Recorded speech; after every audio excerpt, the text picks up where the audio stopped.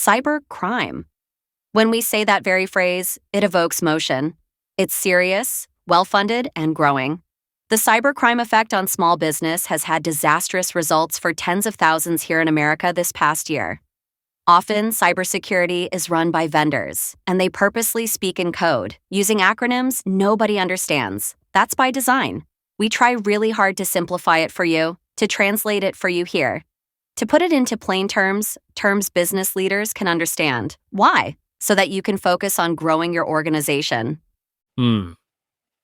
That's an interesting perspective. Excellent way to say that. I mean, it is desperately needed today. There is great sophistication in simplicity, and I'm reminded of the Mark Twain quote that said, "I didn't have time to write a shorter letter, so I wrote a long one instead." Likewise, French philosopher Pascal said the same thing when he is quoted as saying, "If I had more time, I would have written a shorter letter." Thanks. It's a great frame of mind, an excellent approach that is needed today in cyber. Thanks.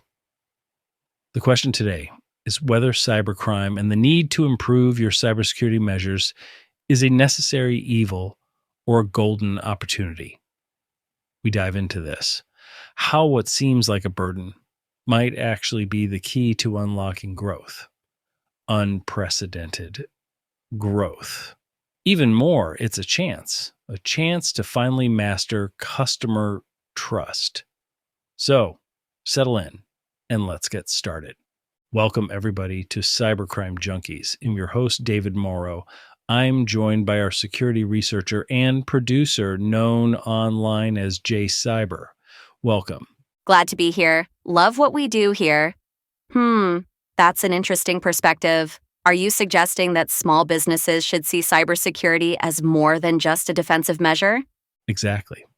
It's easy to think of cybersecurity as just another expense, a checkbox on a long list of to-dos, something to go cheap on, to spend the least amount of money on. And today, we hope we can explain how that is absolutely a mistake for growth, a mistake for reputation, a mistake for your brand. Yay, it's tough because there's limited money and business leaders have tougher choices today on what to allocate them for. I mean, I see it in real time. The reality is far more nuanced. Let me throw some numbers your way. According to a recent Hiscox report, by the way, Hiscox is a business analytics and risk company that does some excellent research and has objective findings. They recently found 41% of small businesses right here in the U.S. fell victim to a cyber attack this year. That's nearly double the 22% we saw last year. These aren't just statistics, they're wake-up calls. Wow. That's a dramatic increase in just 2 years. What's fueling this surge in attacks? It's like a perfect storm. On one side, cyber criminals are becoming more sophisticated, leveraging AI to do two main things. Number one, AI is used in their malware and ransomware code to become even more undetectable when they enter your network. And number two, they are using AI to craft phishing emails so convincing they could fool even the savviest professionals. And then, of course, on the other, many small businesses are still playing catch-up with their digital defenses. I mean, many have old systems, and it's hard to get them to spend money on even the basics, let alone to educate their employees, right, so they can recognize these threats. That's ridiculous. You would think, but they don't take it seriously or get bad advice. Bad advice? 100%. Here's what I mean. There's a difference, a fundamental difference between... Holy crap, that's an excellent point. So it's like bringing a knife to a gunfight. Not only won't the knife win, but it's the wrong weapon in the wrong battle. Never thought of it like that since I'm from the city and we always have guns. But yeah, good point. That's what it's like out there. Unevenly matched with so much at stake. So let me ask you this. If business leaders and their IT and security folks can know the extent of this threat earlier, meaning that can detect hackers or threat actors in real time, can or could businesses be better prepared? 100%. Not all breaches are created equal. Not all breaches are created equal. Yeah, it should be an amendment to our Constitution, right? What matters now is asking, what can we do today? Here's something fascinating from a recent IBM threat intelligence report. The average time it takes a small business using an IT provider to detect a hacker inside their network is 207 days. Wait, what? Yeah, seriously, the IS is serious crap.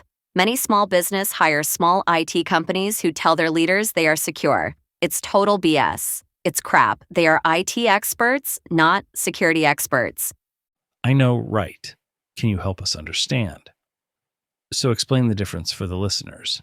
IT has engineers and they have experience training and certifications, right? Yep, of course. Well, cybersecurity is totally different. Even though they may look at similar hardware or software, they have different training, experience, and certifications. They aren't looking at the same technologies the same way as IT or network engineers. It's the difference between a SOC, a Security Operations Center, and a NOC, a Network Operations Center. Oh, yeah, we just had an episode on that distinction. Yeah, it was solid. Thanks, Jay. A SOC is short for Security Operations Center, searches and hunts down threats. They search for bad intent. They search for bad behavior, for anomalies, movement, escalated privileges. Like catching a robber in your home, they are acting like motion detectors. The NOC standing for Network Operations Center, they monitor for health of devices, making sure they are online or fall offline. They do patching and ensure your systems are running good. Makes sense. Yes, but they do not. They do not have the skill set and technology to search for hackers. And that, my friend, is the core problem. Nobody explains this to business leaders. Well, we just did. Amen to that. So, and to be clear here, explain to me and the listeners exactly why is that so important? Because otherwise, hackers will be 100% inside your network for over 6 months undetected. Let's explore that a bit. Let's do that. So, to me, it seems like this is the core issue. It's totally often overlooked and yet critically important. The time it takes to detect a hacker inside your network. That's what makes our constitutional amendment so important, right? The amendment that proclaims, like a guy with a beard dressed like pioneer days, holding a scroll and reading it to the villagers. Not all breaches are created equal. The longer inside your network undetected, the more expensive, damaging, and longer it takes to bounce back.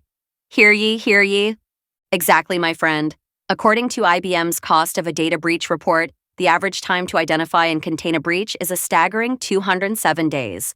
That's over 6 months. Imagine someone breaking into your house and squatting there for half a year before you even notice. Again, like you said, David, not all breaches are created equal. Amen. So really, it really takes 6 months? That's unreal. What are they doing all that time? Exactly what you'd imagine. Exploring, gathering sensitive data, learning your systems, and figuring out how to do the maximum damage. Or sometimes they stay quiet just to maintain access for the future. It's not always about immediate theft. Sometimes it's about prolonged exploitation. That's scary. Explain in simple terms, because I want to be treated like a child. I know you do. Why does it take so long to catch them? It's a combination of factors. Many businesses rely on IT providers who focus primarily on infrastructure management, things like keeping systems running, updating software, and troubleshooting. They're like the mechanics of the digital world, which is essential, but they're not specialized in identifying or stopping cyber threats. So that's where you are saying there's a difference between IT providers and true security providers? Exactly. Think of it like this. An IT provider is like a locksmith who installs locks on your doors and windows. They might even recommend a better lock if yours is outdated. But a security provider is more like a security guard who patrols your property, looking for signs of an attempted break-in. They actively monitor for suspicious activity and respond in real time. That's an important distinction. Can you give an example of how that difference plays out? Sure, let's say a phishing email makes its way into your organization and an employee accidentally clicks a malicious link. An IT provider might help by restoring a backup if the link leads to a ransomware infection. A security provider, on the other hand, would work to detect that unusual activity immediately. They'd block suspicious outbound traffic, isolate the affected system, and investigate the root cause to ensure it doesn't happen again. It sounds like security providers are proactive, while IT providers are more reactive. Not really. It's not that at all. Network operations are proactive, but they are doing a totally different job. Oh, that makes sense. It's not that IT providers don't care about security. They absolutely do. But their primary focus is keeping everything humming along and operational. Their job is to help business optimize and be more productive. Security providers, however, are laser-focused on preventing breaches and minimizing the damage if one occurs. It's a different mindset and a different set of tools. So for a small business, is it better to have an IT provider, a security provider, or both? 100% without question, they need both. And usually the cheaper small local IT provider who supports your people and network is not qualified or has a real-life security team or security leaders that actually do what I am explaining. So the two roles complement each other. Think of it as having a reliable mechanic for your car and a great insurance policy. The mechanic ensures everything runs smoothly day to day, while the insurance policy protects you if something unexpected happens. For cybersecurity, the IT provider ensures your systems are operational, and the security provider actively defends against threats. Yeah, but even more important, this security team does more than just give insurance. They will stop an accident when it is about to happen, and most times, way before it ever happens. So like Batman or Superman. I personally like Wonder Woman, but yes, sir, you are correct. That makes a lot of sense. But what about businesses that can only afford one? That's a total mistake. You need to find one that has both. Look, man, even it is 25% higher cost but saves you several $100,000, you are a fool for going cheap. It's your brand you're trying to build. So if you want to keep flying your plane into the mountain, then be my guest. It depends on your priorities. If you're struggling with day-to-day tech issues, an IT provider might be your first step. But if you're worried about the increasing risk of cyber attacks, and let's face it, every business should be, then investing in a security provider might give you the best bang for your buck. Going back to that IBM report, does it say anything about how businesses can shorten that 207-day window? Absolutely. One of the key takeaways is the importance of early detection. Companies that use advanced monitoring tools, train their employees, and conduct regular threat assessments can dramatically reduce the time it takes to identify and contain breaches. Think of it like installing motion sensors and cameras around your house. You're alerted to potential intrusions right away, rather than discovering them months later. That's such a powerful analogy. Do small businesses really have access to those kinds of tools? They do, and the great news is that these tools are becoming more affordable and accessible. Managed security service providers, called MSSPs, for example, like your company, which offers solutions that literally will stop an attack in its tracks. So now you sound like a commercial, and I don't ever want that. Okay, talk about a different company then. I don't want that either. Okay, let's talk objectively, factually. Businesses, especially small business, absolutely 100% need both. They are literally fools if they don't, and that is why it's always in the news. That seems factual and supported by the data. So I have to agree with you, unfortunately. It's hard because I come from a family who builds small businesses, and it was never like this before. Times have changed, David. It's serious, it's real, and they will put you out of business. Cybersecurity is about layers. You need a combination of good technology, smart policies, and well-trained people. Whether you choose an IT provider, a security provider, or both, the most important thing is to stay proactive.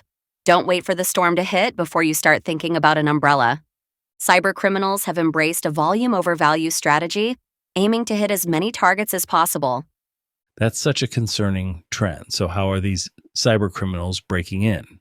What's the weak link? Phishing remains the primary entry point, accounting for 53% of ransomware attacks. But it doesn't stop there. Unpatched servers and VPNs make up 38% of vulnerabilities, while credential theft accounts for 29%. Think of it as cybercriminals prowling through a neighborhood, checking doors and windows to see which one's unlocked. That's crazy. And I've heard that AI is making these phishing attempts even more sophisticated. Is that true? Absolutely. Chris Hodgnowski from Hiscox shared an insight that stuck with me. He said, "We used to spot phishing emails because of bad grammar or weird formatting. But now with AI tools like ChatGPT, These emails are polished and convincing. It's like the cyber criminals suddenly hired a team of expert copywriters. That's terrifying.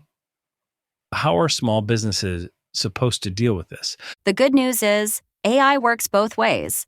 Defensive tools powered by AI can scan inboxes for malicious links or corrupted email addresses, acting like a vigilant guard at the gates. It's an arms race, cyber criminals versus cybersecurity experts, both wielding AI as their weapon of choice. So it's not enough to set up a firewall and forget about it. Businesses need to keep updating and monitoring their defenses. Exactly. And here's where it gets really interesting. Despite the growing threats, many small businesses are still leaving their digital doors wide open. For example, 59% don't use security awareness training and 43% lack network-based firewalls. It's like knowing a storm is coming and refusing to board up the windows. That sucks. So, let me ask you this. Why do you think so many businesses are neglecting these basic measures? It's complicated. On one hand, the report shows that a third of small businesses now consider cyber risks to be high or very high, ranking even higher than economic issues or competition. But there's often a disconnect between acknowledging the risk and taking action to mitigate it. So they know the threat exists, but they were not doing what is needed to stop the threats or reduce their risks. Well, unfortunately, yes, that's what's happening here in the US precisely. The silver lining is that more than half of small businesses now have some form of cyber insurance.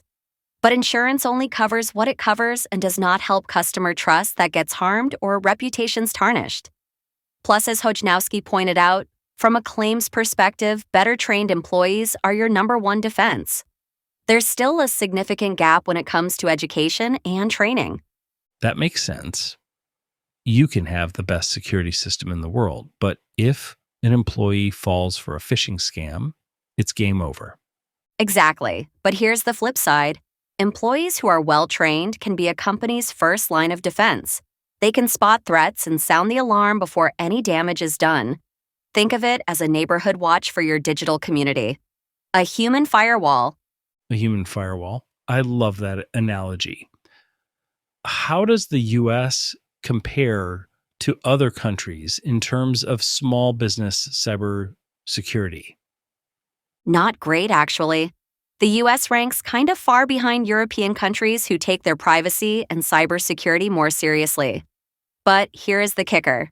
Only 4% of small businesses in the US are considered cyber mature. So we're not doing great then, and certainly not exactly leading the charge?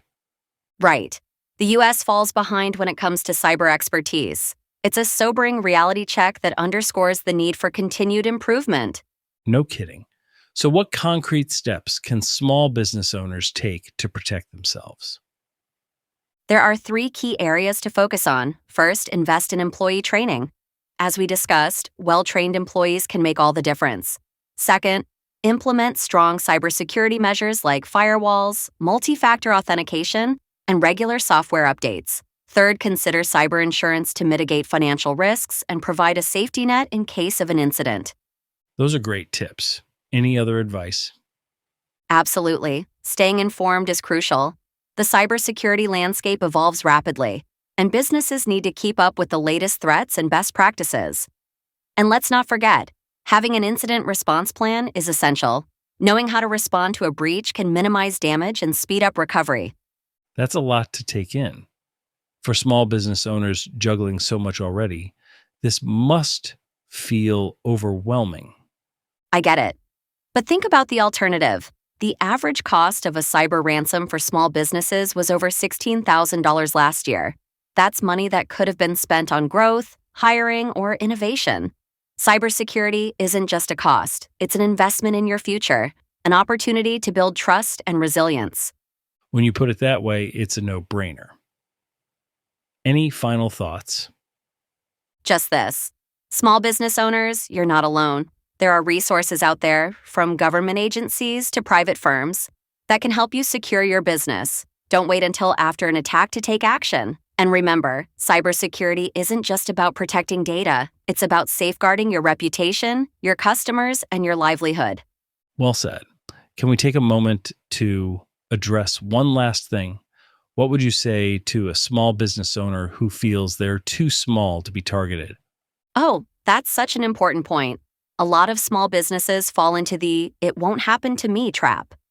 But here's the reality. Small businesses are often seen as low-hanging fruit by cybercriminals. They're assumed to have fewer defenses, making them easier targets. It's like a burglar choosing to rob a house without an alarm system. Why make it harder than it needs to be? That's a great way to frame it. And for businesses that are already overwhelmed, where should they start? Start with the basics. Conduct a risk assessment to identify your most vulnerable areas. Educate your team on recognizing phishing scams. And prioritize updates and patches for all your software. You don't have to do everything at once, but every small step you take adds up to a much stronger defense. Makes sense. And to our listeners, thank you for joining us on another episode of Cybercrime Junkies. Cybersecurity isn't just a tech issue. It's a business issue. Stay informed, stay vigilant, and stay secure. Until next time, keep your firewalls up and your passwords strong. And remember, a little vigilance isn't just good sense. It's your best and, often, the only defense. Well, that wraps this up. Thank you for joining us. We hope you enjoyed our episode. The next one is coming right up. We appreciate you making this an award-winning podcast and downloading on Apple and Spotify and subscribing to our YouTube channel. This is Cybercrime Junkies, and we thank you for watching.